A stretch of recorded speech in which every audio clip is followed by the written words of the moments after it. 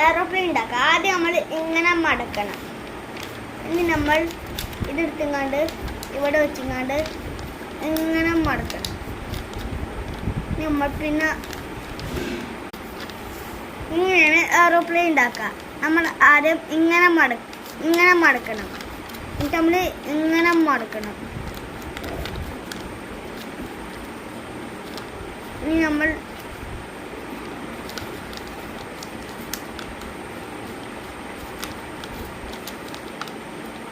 ഇങ്ങനെ അപ്പുറത്തെ സൈഡിലും മടക്കണം.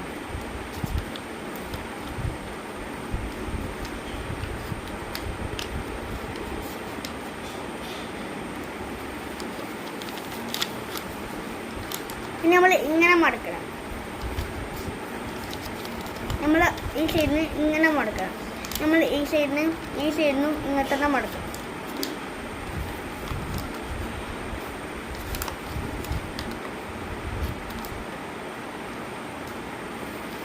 നമ്മൾ ഇങ്ങനെ ഇപ്പം മറിച്ചങ്ങാണ്ട് ഇങ്ങനെ മടക്കണം. ഇനി നമ്മൾ ഇങ്ങനെ മടക്കണം. ഇനി നമ്മൾ ഇങ്ങനെ മടക്കണം. ഇനി നമ്മൾ അപ്പുറത്തെ സൈഡിൽ നിന്നും ഇങ്ങനെ മടക്കണം.